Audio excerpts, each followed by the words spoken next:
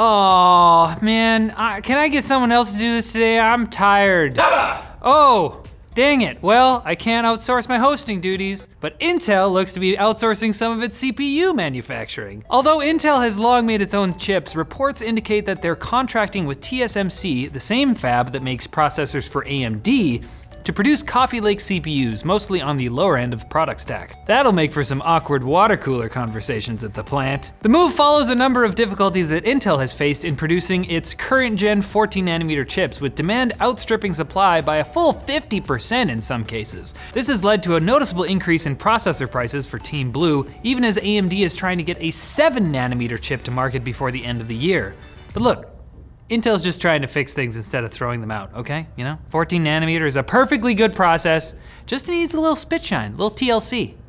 Are you suspicious that your smart TV might be spying on you? Well, for you VIZIO owners out there, they might soon be fessing up of their own volition. Back in 2015, it came out that VIZIO was bundling hidden software with its TVs that could track your TV watching behavior so it could sell that information onto marketers. And of course, consumers were not told about this, nor were they offered a way to opt out. But once the cat got out of the bag, VIZIO found themselves in court and now has to send notifications to consumers through their TVs if their personal information was compromised. Not only that, the notifications have to tell viewers that they're eligible to join a class action lawsuit, so your VIZIO TV will essentially be telling you that you can sue its own maker because it screwed up. Are you there, God?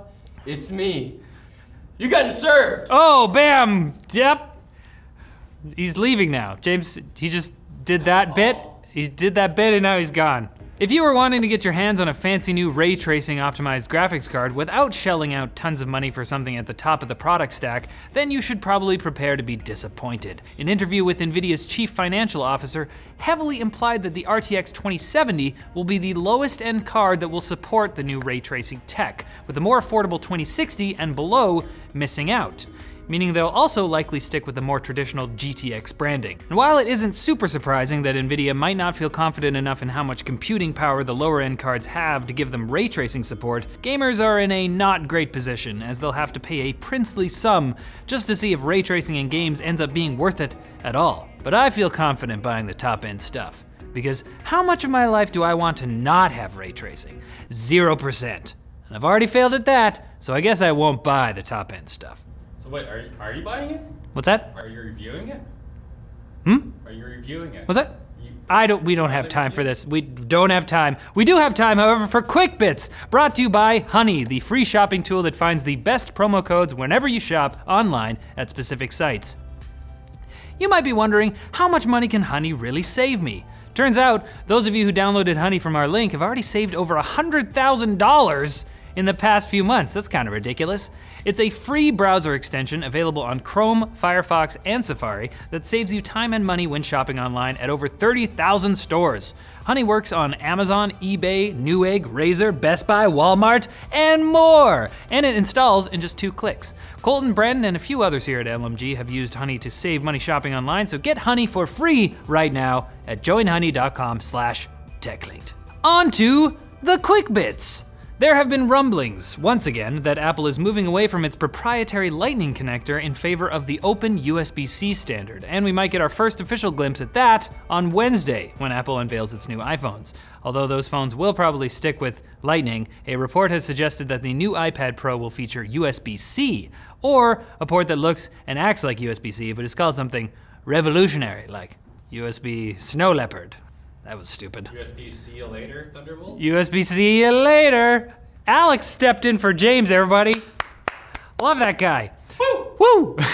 For some, part of the appeal of cryptocurrency is its unregulated nature, but New York State has just officially approved a pair of digital currencies being referred to as stablecoins. The name comes from the fact they're both pegged to the US dollar to help avoid some of the wild fluctuations we've seen with other cryptocurrencies like Bitcoin. The companies behind them hope that 24-hour-a-day trading, which you don't get with regular money, will help broaden their appeal. But the only people qualified to use them will be stable geniuses. If you've reserved Tesla's more affordable Model 3, you might be getting into your fancy new car as early as this week. The company is offering non-customized Model 3s to reservation holders immediately, though it's been speculated that the rationale behind the offer is that Tesla needs the extra money in the face of falling stock prices and problems it's been having on the assembly line. And the massive influx of Elon Musk smoking weed memes. It's really been everywhere now. Halo might be finally coming back to the PC sooner than initially expected. Although the next installment in the series, Halo Infinite, has already been announced for Windows, the PC may also be getting Halo 5 Guardians. This report is based on an update to its Amazon listing that implies Halo 5 will soon be part of the Play Anywhere ecosystem. That allows gamers to buy a title for either Xbox or Windows and have access to it on both platforms. And as cool as a Halo 1 LAN party is, I can say from experience, yeah, I'd just as soon give Guardians a spin. Halo 4 was actually the last title I played on the Xbox at my parents' house, so I need to know what happens. And keep a lookout for an interesting power delivery system that isn't a motorized scooter battery the next time you go to Walmart. The retail giant announced a partnership with Ossia, a company that provides wireless charging technology. Walmart is deploying the tech in order to cut the costs associated with running a bunch of messy wires to gadgets like handheld scanners and surveillance cameras. Although there's no word yet on whether shoppers will be able to charge their phones wirelessly, and maybe do a little comparison shopping while they're at it. Because if there's one company that needs to make more profit for their owners, it's Walmart. And then I was gonna say, you like that, James? Because he's kind of like pro-business, and I'm anti-business. Oh no! No! I love it. Oh, you don't even know what I said. I like business. Yes. I love it. It's business time. And business is good.